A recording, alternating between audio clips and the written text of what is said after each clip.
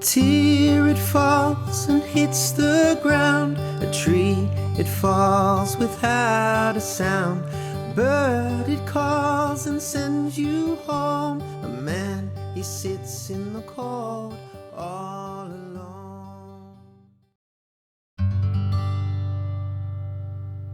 Hi Thea, welcome to the Joy of Sunflowers. Thank you so much for joining me. Please introduce yourself a little bit more.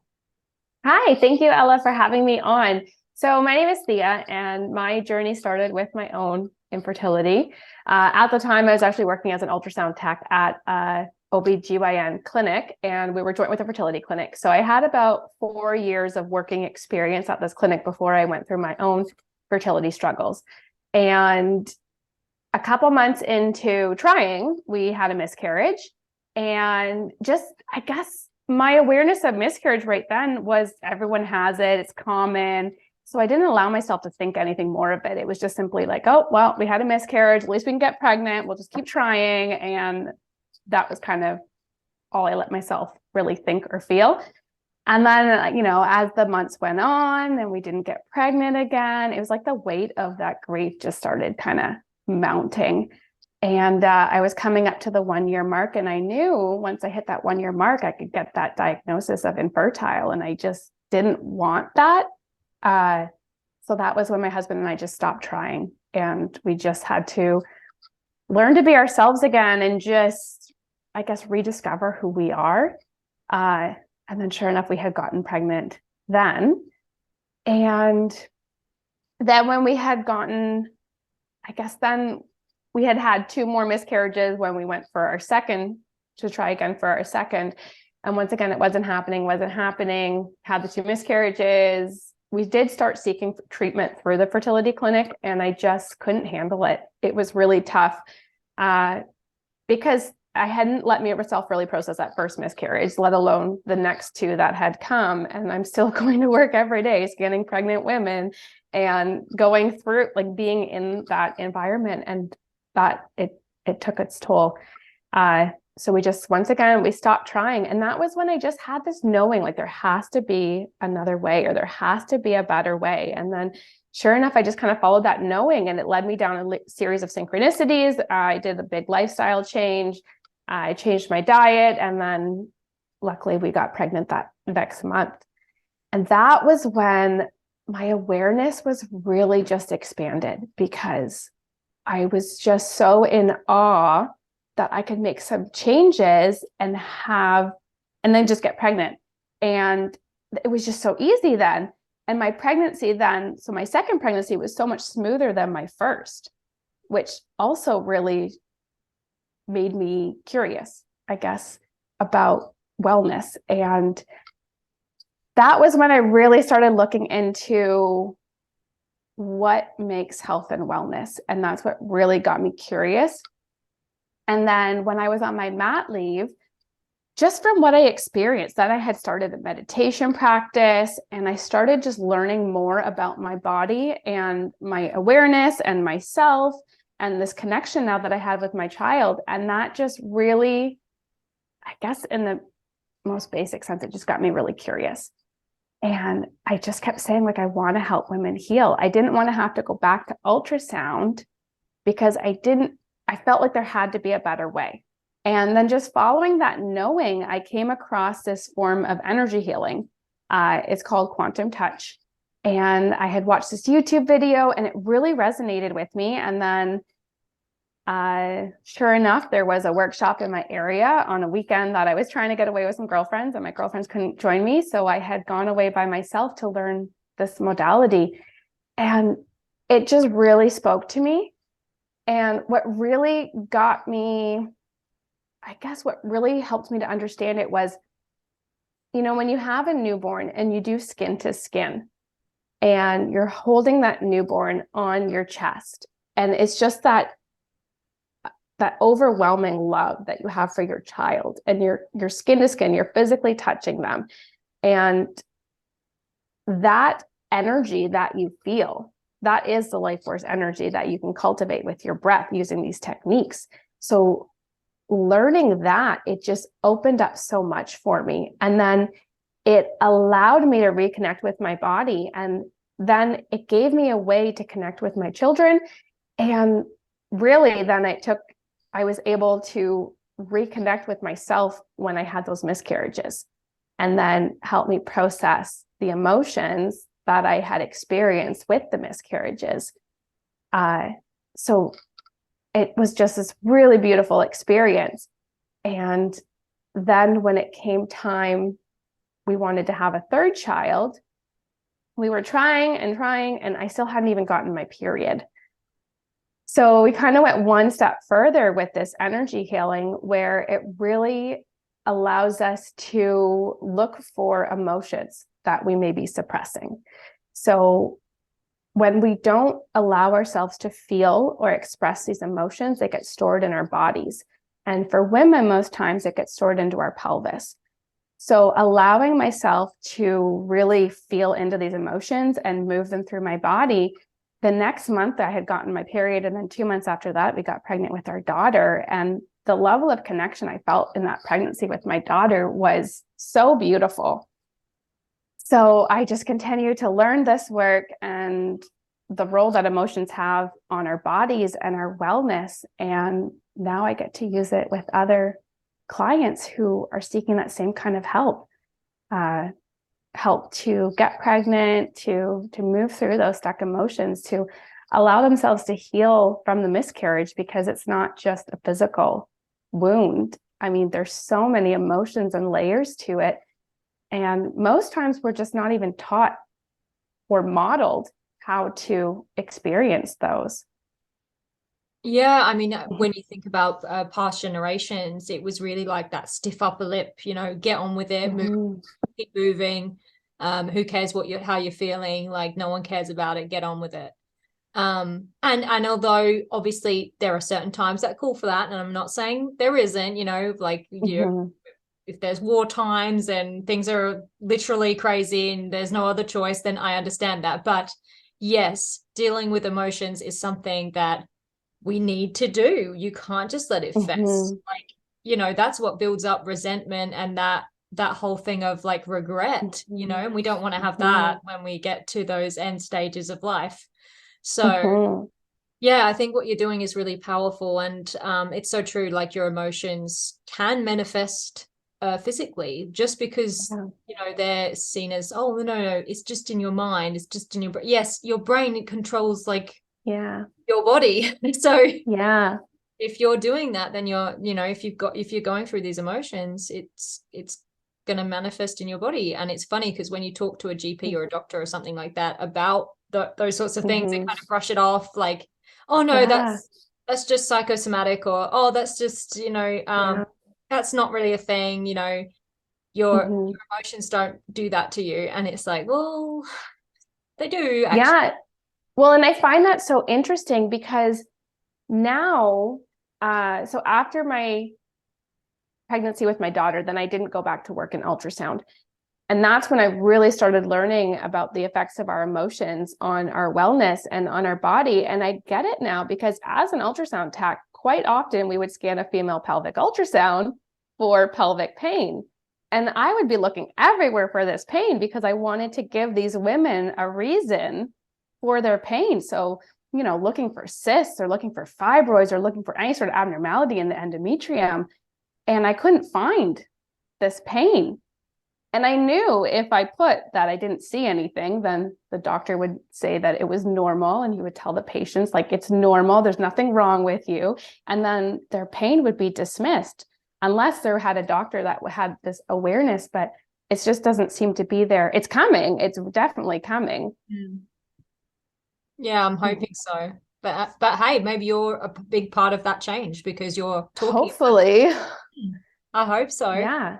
Yeah. The more people that talk about it, you are actually the first person that's been talking about this sort of emotional healing. Like, people talk about emotional healing, but not in the sense that you're sort of talking about it in terms of healing the body through these emotional healing processes. Well, and this is just the experience that I had. So I feel like I'm just learning it myself, and I want to share this. And the way I came to learn about it is through energy healing. And most people, I mean, as soon as you say energy healing, it's like they don't want to talk about it, or they're not sure about it, or they think it's woo-woo, or But really, it's just allowing us to connect with our breath and be present in our body. And that's the basis of the work that I do, which is fascinating. And it's led me down this path of discovering how emotions impact and are stored in our body. And now I'm learning about trauma work, and I'm realizing the language is different, but the work is the same. So it's all these moments in our past when maybe we didn't get that emotional support that we needed. And that part of us just kind of constricted or tightened or disconnected because we didn't want to feel that pain, or we didn't know how to. So now we have this disconnect in our body. And I mean, if you do that year after year after year, like, it does compound. And then that's when we get these energy blockages, or we don't have that awareness in our body. So simply doing these breathing techniques just starts to bring that awareness into our body and bring in that connection and that healing. Yeah, there's a lot of research going on about breathing, especially like with like people like Wim Hof method, and you know, his practices. I know a lot of people are starting to take that on now, just with the breathing. That in itself can be very healing and very helpful. I know he's on his journey through loss. He lost his wife, and then he sort of went on this crazy, you know, Iceman kind of, I'm gonna breathe all weird and survive, and people are gonna be shocked journey. So yeah, there's a lot to be said about what you can do with the breath. And some of the things that you were saying about you know, having that pain and that suffering and then holding on to it throughout time, that kind of reminds me of one of my speakers who was talking about conscious parenting. I don't know if you've heard of conscious parenting, but yeah, it sounds like it's all kind of on the same sort of lines there, because that's all about nurturing the child as you an adult, so you parent yourself through whatever it is that you went through as a child. Yeah, absolutely. And it's the same kind. And now that I have children, it really helps me. I mean, my children are like a mirror. So it's like when I want to react to what they're doing, that shows me where in my childhood I was disconnected. So that is where I'm really starting to see the power in all of these moments in our childhood when maybe we didn't receive what we needed, and how that actually affects us. No, it's actually amazing, the effects of that mirror, and I can definitely vouch for that. I have 3 living children as well, and that mirror, sometimes it's a horrible thing because you start seeing things that you're like, oh my goodness, like I'm just like this person, like I'm just like my mom. I know. You get amazed by the things that you find yourself saying or doing, and you're like, oh, I never thought I would do that. I never thought I would say that. And you've picked up the patterns that were modeled for you that you didn't realize you picked up. It's away from those and healing from those that is the tricky but necessary thing to be that parent that you want to be. So it's amazing that you're doing that. So thank you for doing that for people, because healing is such a tricky area. Like there's so many layers of just trauma and loss, pain, everything. Well, and then with grief, I don't think as a society we know how to process and move through grief, and that will stay stored in our bodies too. And I had lost a brother when I was a child, and so I had that grief. And then when I came into my own journey with my miscarriages, and I had seen a counselor, and this one counselor said to me, she's like, you know, grief compounds. And I was like, what do you mean? And she's like, well, you've already experienced grief. And she said, and now you're experiencing another level of it, but it brings up some previous grief too. So, I mean, when you come to have a child and you have a miscarriage, you have your grief of that. But if you've experienced grief in your past, which most likely you have, it all kind of comes up together and it compounds. And if we weren't able to process our earlier grief, it you know, it can get really messy and get really tricky, and it can feel really overwhelming. Yeah. I mean, So, doing this, like I've been talking to women who have gone through multiple losses, and their first loss, they didn't get a chance to sort of deal with the emotions or go through the grief. And so when they had their next loss, it just hit even harder. And they were like, oh my gosh, like then they had to deal with both losses in one sitting. Or sometimes they're like, no, I have to have a baby. And they continue on that journey. And until they've slowed down and taken that moment, they're still on this like horrible kind of mental state. And then they're like, oh, wow. As soon as they stop and they take. Yeah, because they're on this drive, and I get it because I was there, right? It's like, oh, I had a miscarriage. That's okay. At least we'd get pregnant. We've got to keep trying, right? And it's almost like you get into this like hyper vigilant, like stress state, right? You're in your sympathetic nervous system, and it's like, it doesn't help. Like logically, you think it might help, but it doesn't, because it just increases the stress in your body. So that's why I love this technique, because it really just teaches us how to breathe and to be present in our body. And the main breath work that we learn is a conscious connected breath. So it's just an inhale, exhale, circular breath with no pauses. And then I learned one of the most common breath works for trauma is that same breath. And I was like, wow, this is fascinating. But it's just a simple 4-count breath to bring you back into that parasympathetic nervous state so you can calm and bring down that stress. No, it's amazing how powerful our bodies can be when we utilize the tools that we have, like our breath. And it's so simple. I mean, our breath is always with us. So it's a tool that we can use at any moment. So at any moment when we start to feel that trigger, because I mean, with the fertility journey, there's so many triggers, and as hard as it is to face those triggers, and I get it, you want to run and hide and you don't want to face them, but that is our biggest mirror to show us where we need the healing. So that's why it helps to have a community, to be honest with yourself and to face those traumas essentially that have been stored in our bodies. Yeah. And, you know, I think you got it right there. Like it's a scary thing. Like a lot of us, you know, have fear that, you know, either that it won't work. And so it's like another thing that doesn't work, or that it will, and maybe we'll have to face something that we don't want to face.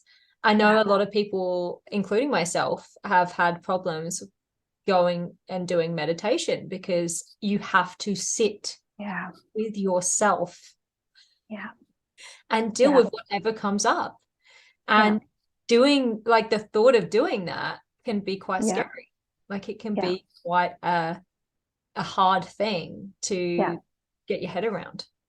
And I think, so I love meditation because it allows us to calm our bodies down and become aware. But you're right. Now what happens when you become aware of those thoughts and your fears? And that's where the energy work just takes it one step further, because now it's like you have this loving, nurturing support where you can love yourself in those moments, to heal yourself in those moments.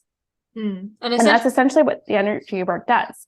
Yeah. And you're talking about like a more of a guided thing as well, because you're sort of there for your clients, right? So it's not like they're on their own sitting in it. So you're like guiding them through. And I think there's something to be said about a guided meditation, because I've been able to do guided meditations and guided things. But sitting on my own, it's a bit different, because sometimes you can get caught in the whirlwind of thoughts, and that's not actually helpful, because a lot of people are like, oh, just meditate, and I'm like, I know it doesn't work for me, like just makes me worse, like you know, and you have to kind of work out, you know, what kind of person you are. But guided could, or, you know, if anyone's listening and they, you know, they don't doesn't work for them, then maybe guided would work. So, I mean, if you think about it as our logical minds want to make sense of it. So think of like this this energy, it's like this trapped emotion. Like think you have grief, like there's this ball of grief, and this ball of grief is just sitting in your pelvis because you don't know how to move it. So when you experience the energy work, you're essentially allowing energy to come in and like dissolve it, if you will. So energy can't be created or destroyed, but it can be transformed. So essentially, we're going to allow this energy to come in and like dissolve that ball of grief so that the energy can flow through our bodies. And then we can create flow. And then it's no longer blocked. So there's two ways I do this. I have one-on-one with clients where we can work one-on-one and work through all of those specific areas. And then I also offer a group membership where we meet once a week. And most times, I mean, when you start to do this work, you realize we all have more in common than we want to admit, or we realize because we don't actually talk about it. So the group energy shares are very powerful and very effective, because now it's like we're all coming together as women to be there for each other and experience this healing. And there's this beautiful synergy that happens when we all are there and breathing together to basically allow us to dissolve all these blockages that we have in our body so that our energy can just flow as nature intends it to. I think there is power in that connection, like having multiple people in a room going through the same experience as well, because you're in it together. And the human connection, I think, is something that is just so powerful just on its own. Even if you're doing it virtually, even it's just knowing that you're experiencing something at the same time as another human being. Very powerful stuff. I mean, that's part of the reason why I wanted to do live, and a proper live, not those lives where like it's live and then it's pre-recorded. Like how can you are you allowed to do that? I want to do like real lives where we're actually having real conversations straight away, you know, and I think it really does make an impact. So let's go right back to the beginning, because we kind of went through really quickly. So did you always want to have kids, or was it something that you sort of came to? I always wanted to have kids, and I always just wanted to be a stay-at-home mom. That's all I want. But, you know, in high school, there's this expectation that you go off and you go to university and you get a good career and like you become self-sufficient, right? So that's why I went off to university and I became an ultrasound technician. But even I remember saying to my roommate in university, I'm like, I don't even care. I'm like, yeah, I'll get the degree. Yeah, I'll get the job. Like, it's definitely a great paying job and it's very stable. And as soon as I meet a husband and I can stay home, I want to stay home with the kids. Like, that was always kind of my goal.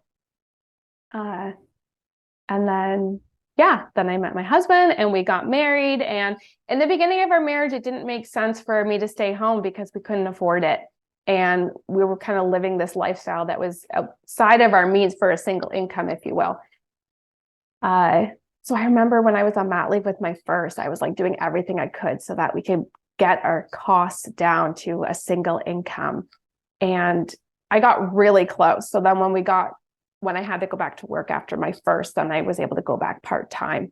And that was really nice. So I still had time to be home with my son, but we didn't quite make it. But then after we started getting smart about how to manage our money, how to make it work. And then once I had my daughter, then I was able to step away from ultrasound and I could just be home with my kids. And I mean, that's when I started learning these breathing techniques and this energy work. And then I started doing that. So I guess I have been working because I've still been doing this, and I host workshops and work one-on-one with clients, and I have that. But now it's really beautiful because I can work it around my husband's schedule. So I'm still home with my kids and I get to homeschool them, and then I can work with women and do all of this around it, which is really beautiful. Yeah. And finding that balance can sometimes be very tricky. But once you find it, like, it works. It's really great. Like, you know, they say you can have everything, and you actually can. You just have to know what your everything is. Exactly. It's like knowing what's important to you, because yeah, back when we were both working, I mean, obviously you could afford to do more stuff, but ultimately that stuff didn't make us happy because it's not what I really wanted. So once I learned to work towards what I wanted, then yeah, we could make it work. Yeah. Yeah. And I think once you've got a passion like Mm-hmm. that, I think it helps drive as well. So with your first, how long did it take to have him? So I guess in total, it took a year. So we had, as soon as we got married, we started trying. And then within a couple months, we had that first miscarriage. And then I just kind of brushed it off. And I was like, it'll happen, it'll happen. And then we were just getting back from our first anniversary trip then when I realized we were pregnant. And I still remember that trip because I was coming home and I was feeling crampy and I was getting so discouraged. I was like, oh, here comes my period again. So I was so grateful when we found out we were expecting. Yeah, that's really lovely. So after that, did you say you had more losses, or was it just the one loss? Yeah, so then we had 2 losses. So the first one we had, and I mean, I was an ultrasound tech at that point, so I could scan myself when I went into work. So I had gotten a really cute picture. Well, I mean, I thought it was cute, of my uterus when I was at 5 weeks, and that corresponded to Mother's Day. So I had put it in like a Mother's Day card, and I had shared it with family. So we did share with family at 5 weeks that we were expecting, and of course, everyone was excited. And then every time I went into work, it was like baby wasn't quite measuring what baby should have been measuring. And I started to lag, and then I didn't want to believe what I was seeing. So I started telling myself like, oh, my dates must have been off. Oh, my measurements must be off. I'm scanning myself, so it's awkward. But then I was supposed to be 10 weeks, but baby was only ever measuring 7 weeks. And then that's when I started noticing the heart rate. It would start to slow down. And that was what really got me. So I had called my midwife and I was like, yeah, I noticed the heart rate is slowing down. And so then essentially with the ultrasound, then I had watched my baby pass, which was really difficult, but really beautiful, because even in those moments, I loved my baby so much. And I remember just thinking, I was like, you know what? I have such a unique opportunity to really connect with my baby in a way that most people can't. So yeah, that was an interesting experience, but very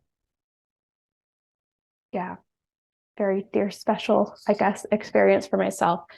But I thought that was a really interesting thing. And I mean, this could be a whole nother conversation, because what had happened was I was supposed to be 10 weeks, but the baby only ever measured 7 weeks. And then within a couple days of no heartbeat, then my body had passed the baby on its own.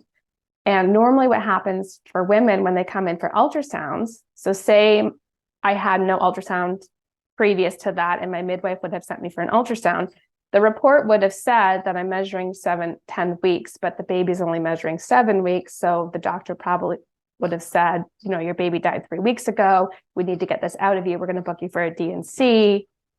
When that's simply not the case, which I thought was really interesting. Because now I hear so many women who go for D&Cs because they're told that their baby died 4 weeks ago and their body didn't recognize it. And I mean, this is just a space, and really this just comes with, we need to be able to connect with our bodies and actually listen to our bodies, because I wonder how many D&Cs could be avoided if there was more research and awareness about how those miscarriages actually happen. Yeah, like I mean, most of the women I've spoken to have said, I went in and they said that the baby had died so long ago, and there's so much pain in them when they say that, because they're like, how did I not know? Exactly. And they're like, but I felt like something was wrong in that moment. So from what you've said, I mean, the baby could have died when they felt like that something was wrong. So the baby could have died then. Exactly. Not exactly before, and it was just not measuring right because it wasn't growing right. So I think that this conversation might actually bring a lot of comfort to women who have had that diagnosis and, you know, were essentially felt like, oh my gosh, I've just been walking around for 3 weeks with a dead baby in me. Exactly. When they might not have been at all. And that is such a mind mess up. Exactly. These doctors are doing to these women. And you're telling me now that you literally watched your baby sort of slow down growth, still be alive all the way up till And then even in that last week, it was like I would scan myself and I wouldn't see a heartbeat. And then it was like I didn't want to believe that. So the next day I would scan myself again and maybe the heartbeat would be like 30 beats per minute or 40 beats per minute. I mean, definitely not a normal heartbeat, but there was something. So it was like it was intermittent. And I had asked some of my coworkers, I was like, have you guys noticed this on like miscarriage patients? Like, and it's like, yeah, that the heart rate does kind of go, it's very variable, which I think is also really interesting. But I think it was then, because it probably would have been like a Wednesday or a Thursday that I told, no, maybe a Tuesday or a Wednesday. Because I remember I miscarried the baby on the Friday night. So maybe it was the Tuesday or the Wednesday when I was like, yeah, there's definitely no heartbeat. Like it's not coming back. But yeah, at that point, I was supposed to be 10 weeks by my dates. And by like the first time I even measured the baby, but the baby only measured 7 weeks. Yeah. Yeah. How was the passing of everything? And see, this is something that I'm glad women are talking about because I hadn't talked to anybody about this. So I had no idea what was going to happen. And like I said, the Friday, this is so bizarre to say, but on the Friday night was my cousin's wedding. And I wanted to go to this wedding so bad. But I knew at some point I was going to miscarry. And I didn't know what a miscarriage would be like. I just thought it would, it's bloody, right? So I picked this outfit to wear with like it was like a puffy skirt so that I could wear, full underwear with like lots of pads because I didn't know what to expect. And I didn't want like anything to be like obvious through a nice dress or something. So I just remember going to the bathroom like every 30 minutes during the reception and like changing my pad. Like, so clearly there was a lot of blood. And then it was near the end. So probably around midnight, I felt this like, and then I was just like, oh my gosh, I think that was the baby. Like I didn't even expect that. So I passed it into the toilet and then I flushed the toilet. And now looking back, I was like, man, I wish I would have known. And the reason I went to the wedding was because all my family was going to be there. We had already told them that we were expecting, and we already told them that we're losing the baby. And I didn't want to sit at home and be alone. I wanted to be with my family who knew what was going on. So that's why we went. And I mean, we danced and we had a lot of fun.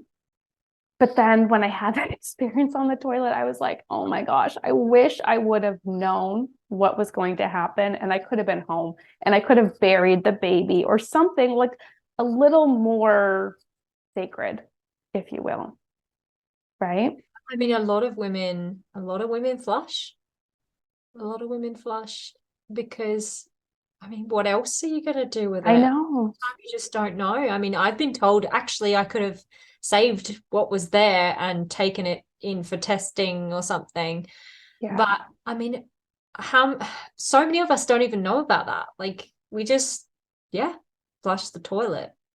I actually finally asked my husband what he did with mine because I lost my, it was like the sac. So I gave birth to a sac into a pad. And then I sort of like managed to get to the loo because my husband was with me in the last moments, and I took it off, looked at it, was like freaked out, took pictures, and then I was like, what do I do with it now? And my husband's like, I don't know. And I'm like, should we freeze it? And he's like, why would we do that? No, like so I can like go in the freezer and see the sack. And I'm like, fair. I guess. And he's like, it's all right, I'll take care of it. And I finally asked him, and he said he thinks he flushed it. And I was like, okay, fair enough. Fair enough. I mean, what else I are you gonna know. I know. do? I But think where I am now in my journey, because that would have been 7 years ago this spring, I wish I would have kept it and buried it, right? Planted a tree or a flower or something, right? Maybe something more with a bit of a ritual, because like I think we need that ritual to help process the grief, well, right? It kind of gives a closure to it. one, you were a wedding, so you couldn't really be like, oh, hey, can I have like a doggy bag for my miscarriage? I Like know. for my baby that I just delivered into the toilet. You know, I feel like that wouldn't have I gone down know. too well I anyway. know. And then Yeah. the second thing is you could still do the ritual. You don't have Yes. to have like a burial place or, you know, ashes or Yeah. anything like that to do the ritual. I mean, my That's family, true. we've been talking about doing a ritual, but it's just like a birthday party. Yeah. And I said that because my kids got really excited. I was like, you know, we did this thing last, like for the due date, and we looked up at the stars and we prayed for the baby because we're Christians and we believe in Yeah. Jesus. And so we did a little prayer.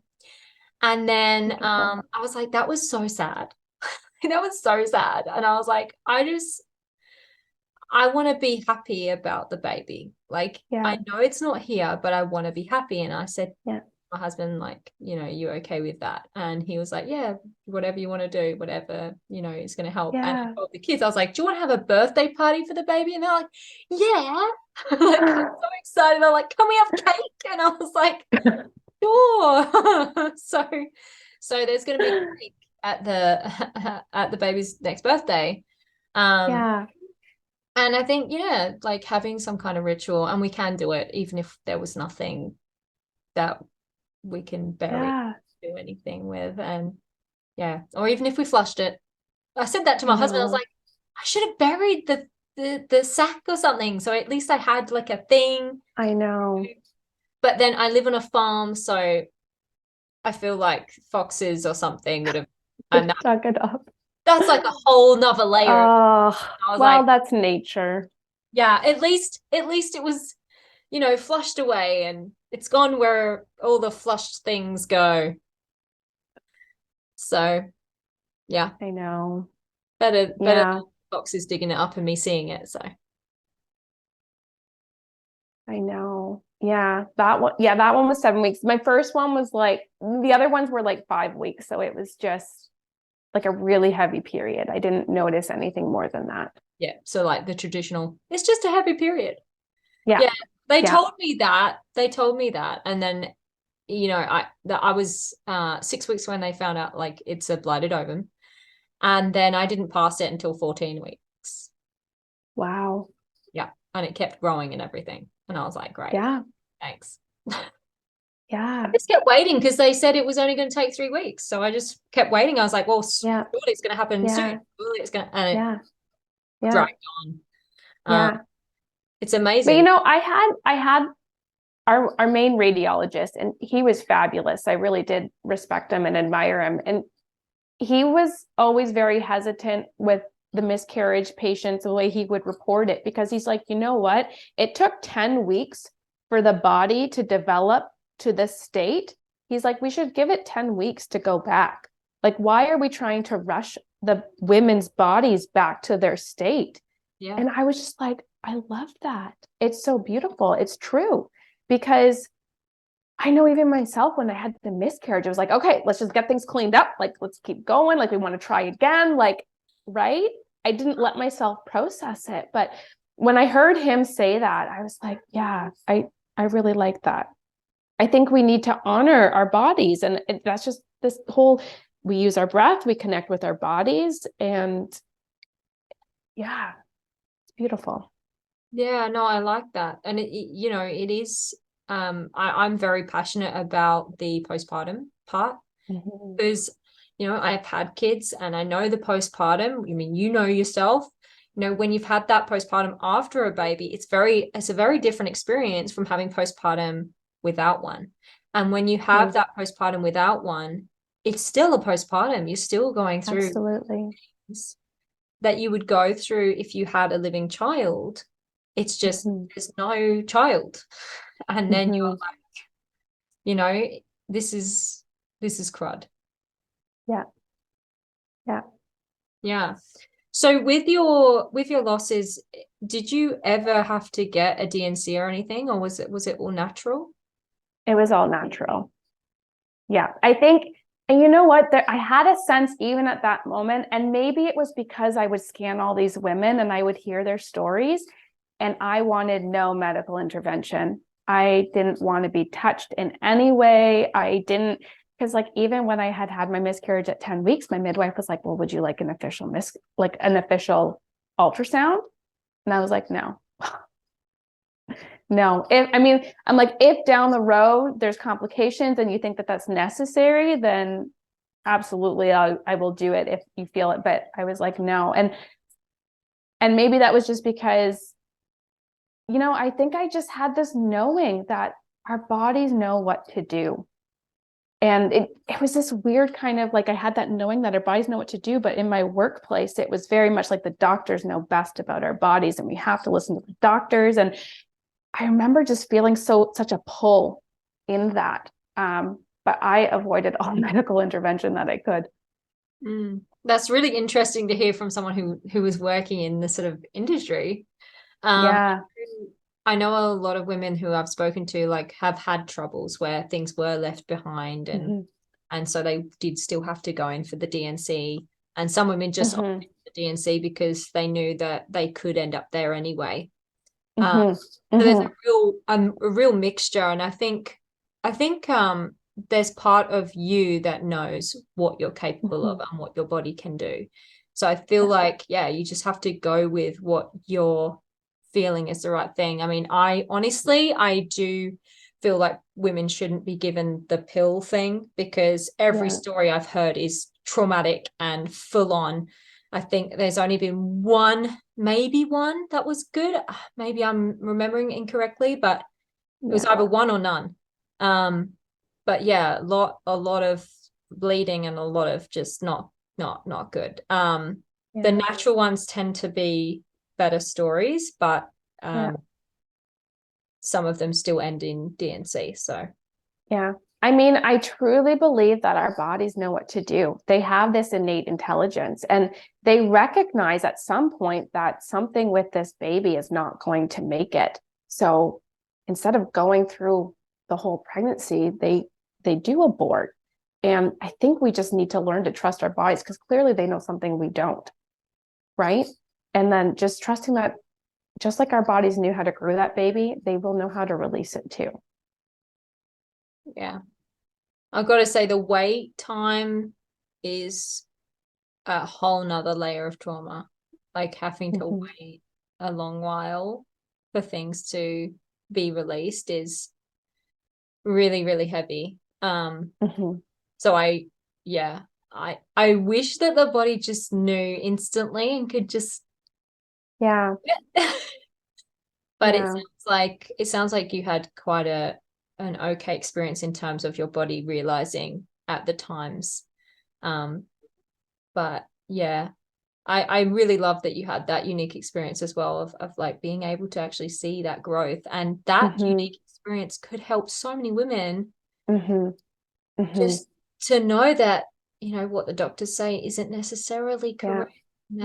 Because and I mean, I remember seeing that with my patients too, right? We'd measure all the time, like, oh, by your dates, you're 12 weeks, but baby's only measuring 7 weeks, or like that's such a common experience. And I remember questioning that so much. But even as an ultrasound tech, and like I would see that and I had my own experience, and I kept being like, I must have been the anomaly, but now I'm like, no, I think science has got it wrong in that. And I mean, that's the thing with ultrasound is like, absolutely, there are cases where it is necessary. But I think when we rely on ultrasound, it's like we give up our power as women to tune into our bodies because now we're trusting this device over ourselves. And I mean, ultrasound isn't always right. Like we were still wrong a lot. Yeah. And it's still just a technology. I mean, our bodies, I believe, are so much smarter. So if we can tune into our bodies. Yeah. And I mean, look, there's been some different things that have come out, like about, like for instance, there was this thing about kids and how they grow, and they grow overnight. And sometimes your kid will wake up and you'll be like, oh my gosh, have you grown? And Yeah. yes, they grow overnight, literally overnight. There was a Yeah. lady who actually started measuring kids every single day and found this out. And when she told a whole room of scientists, mainly men, um, they all laughed at her. Yeah. And she was like, no, this is what the data shows. Like, I was Yeah. literally with these children every single day, and I'm Yeah. telling you, they're growing overnight. Yeah. And this just sounds like one of those cases that, it will come out. And, Yeah. maybe you're going to be one of those voices in that, space Yeah. that spreads truth, and people actually start realizing that there is other things that could be possible. Yeah. Yeah. Yeah. I mean, absolutely there is a place for science, but they're still just going based off their data and how they studied it. Yeah. So, and especially when it comes to pregnancy, and there's so many things about the ethics of studying pregnancy. So I don't think there's the real data that there should be. Yeah. Yeah, definitely. Is there, before we wrap it up, is there anything that you'd want to say to anyone who's going through loss right now? Maybe they're struggling. Is there anything that you would want to say to them? I guess just give yourself the space that you need. Honor how you are feeling and allow yourself to just feel it. Don't feel that you have to change it or feel something different, but just simply allow yourself to be present. Yeah, that's good. I think a lot of us have this disconnect, and like, Yeah. when we have that pregnancy loss, we're so longing. We just want that baby Yeah. that, we forget ourselves, we forget Yeah. our bodies. But yeah, there you go, Yeah. everyone. It's a different way, and you can get back to caring for yourself. Thank you so much for speaking with Thank me, you. telling us about your practice and sharing your story. I think that seriously, I really truly believe it will help so many women to hear that, because I myself have heard some stories, and sometimes they really, like, they get to you, Yeah. especially the Yeah. ones where, women feel like they've had this thing happen, and it's happened ages ago Yeah. and they didn't know about it. Yeah. And to hear that it's possible, that actually, I'm still in shock. That's why I'm still. Yeah.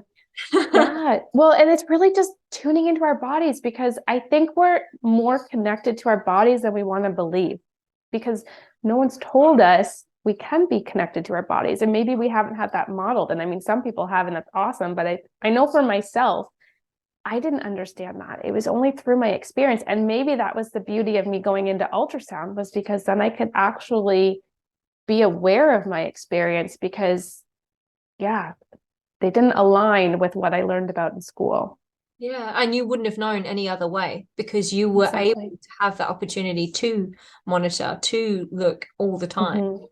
And Mm-hmm. yeah, like, most women don't get that. Obviously, we get like 3 or so ultrasounds in one pregnancy, and that's like 9 months of with 3 checks. So Yeah. yeah, I mean, you're going to miss that. Yeah. I Yeah. feel like they need to do a study, like, you know, They do. They do. Yeah. maybe you can header it. I don't know.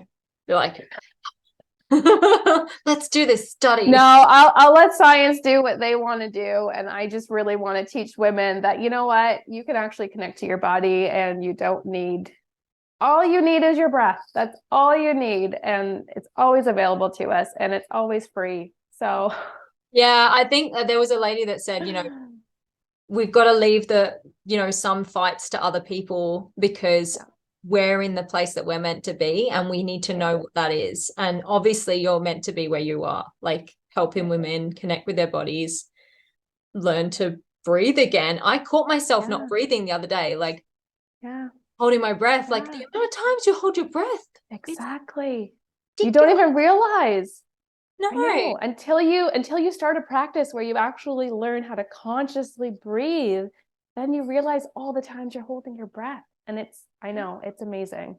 Yeah. And like, it's incredible. I like doing these interviews and stuff. I notice I do hold my breath a little bit as well, like during interviews. And anytime you get nervous, right? You hold your breath.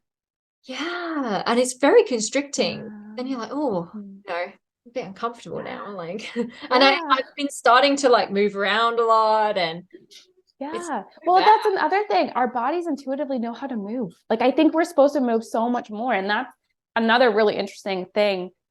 Now that I'm home with my kids and I get to just observe them, they move all the time. They don't stop moving. They just are always moving. And then even like my 3-year-old, she's always skipping and hopping when she walks. And I said to my husband, I was like, you know what? I bet I would be that happy if I would skip every third step. Okay. I was like, is it just mine or? No, she's always skipping and hopping. So sometimes I will skip and hop with them. But she trips over her own feet.